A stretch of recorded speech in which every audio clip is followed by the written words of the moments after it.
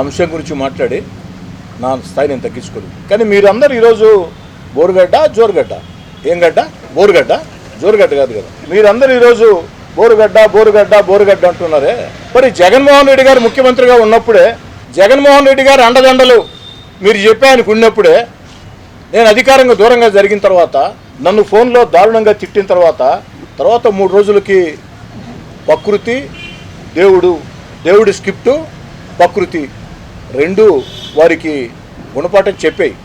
గుర్తుందా? మర్చిపోయారండి. మరి ప్రకృతి దేవుడు గుణపాఠం చెప్పే ఆ రోజు కోటంరెడ్డి శ్రీధర్ రెడ్డికి మీరు చెప్పే వ్యక్తి బోరుగడ్డ అనిల్ ఫోన్ చేసిన 72 గంటల్లో పర్యవసానాలు ఏ విధంగా ఉన్నాయో పాపం బోరుగడ్డ మీడియా ముందుకు వచ్చి 72 గంటల ముందు నెల్లూరుకు వచ్చి నన్ను నా తమ్ముడిని కట్టేసుకుని బండి కట్టుకుని పోతానని చెప్పిన వ్యక్తి 72 గంటల తర్వాత మీడియా ముందుకు వచ్చి బోరు బోరు బోరు నడుస్తా, ఓ అమ్మా నా మీద దాడి జరిగింది, నెల్లూరు నుంచి వచ్చారు.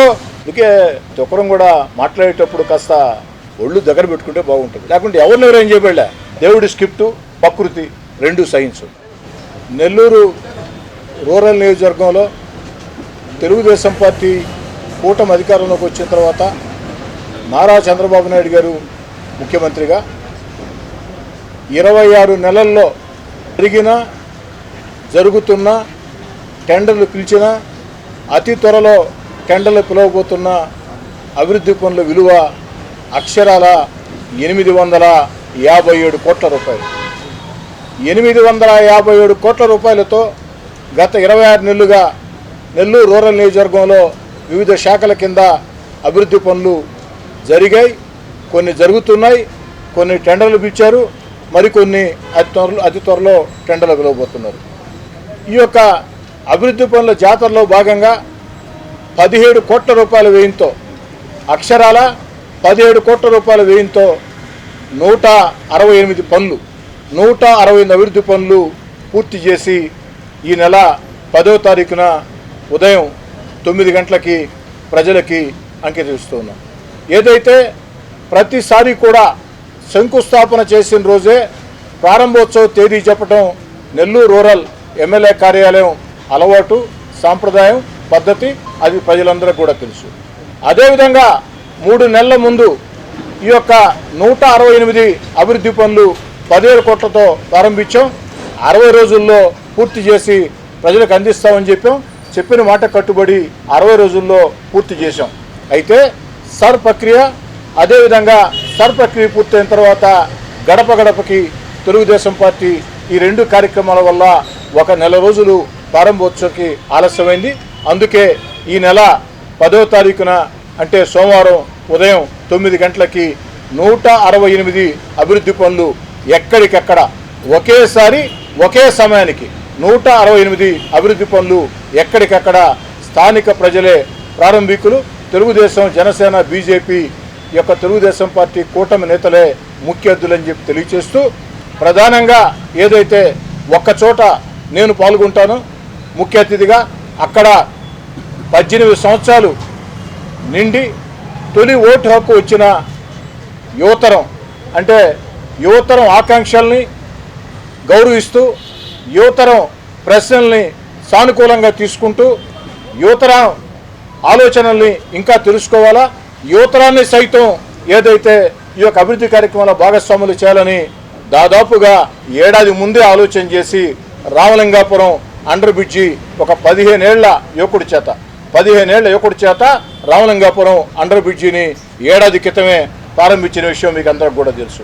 దాని కొనసాగింపులో భాగంగా ఎక్కడికక్కడ ప్రజల్ని భాగస్వాములు చేశాం, ఎక్కడికక్కడ కూటమి నేతల్ని భాగస్వాములు చేశాం, ఎక్కడికక్కడ మహిళా నేతల్ని, అటు తెలుగుదేశం, జనసేన, బీజేపీ మహిళా నేతల్ని కలిసి వచ్చి అన్ని రాజకీయ పార్టీల్ని, కొన్ని చోట్ల కమ్యూనిస్ట్ పార్టీల్ని, కాంగ్రెస్ పార్టీని సైతం ఆహ్వానించాం, వారి చేత కూడా ప్రారంభోత్సవాలు చేయించాం. నా ఉద్దేశం ఈ యొక్క అభివృద్ధి కార్యక్రమాల్లో అందరూ భాగస్వామ్యం ఉండాలని.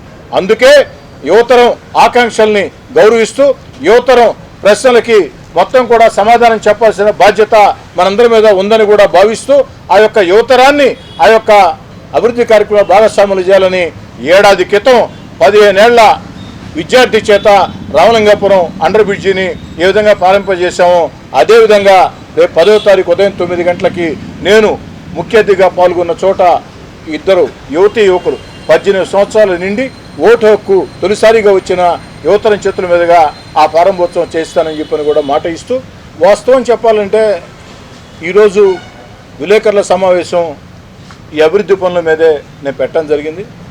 మరో అంశం మాట్లాడితే ఈ అభివృద్ధి పనులు ఆ యొక్క సమాచారం ప్రజలకి సరిగ్గా చేరదు అన్న భావన ఉంది.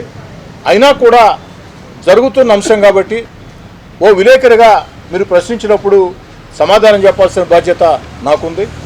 అందుకే సమాధానం చెప్తున్నా. ప్రపంచంలో ఎవరైనా సరే ఏ అంశం మీదైనా దీక్షలు చేసుకోవచ్చు, తప్పు లేదు. కానీ వైఎస్ఆర్ కాంగ్రెస్ పార్టీ చేయాల్సింది నిరసన దీక్షలు కాదు. వైఎస్ఆర్ కాంగ్రెస్ పార్టీ చేయాల్సింది ప్రాయశ్చిత్త దీక్షలు చేసుకోవాలా. వైఎస్ఆర్ కాంగ్రెస్ పార్టీ నిరసన దీక్షలు కాదు చేయాల్సింది, ప్రాయశ్చిత్త దీక్షలు చేసుకోవాలా.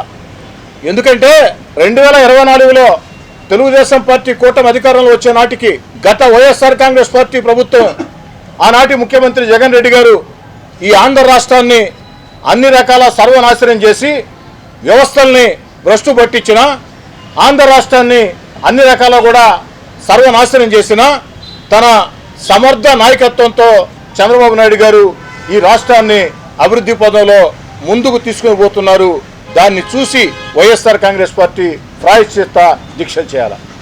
అంతేకాదు ఒక్క సంతకంతో యువనేత నారా లోకేష్ గారు కొన్ని వేల మందికి టీచర్ ఉద్యోగాలు ఇచ్చారు. అందుకు వైఎస్ఆర్ కాంగ్రెస్ పార్టీ ప్రాయశ్చిత్త దీక్షలు చేసుకోవాలా.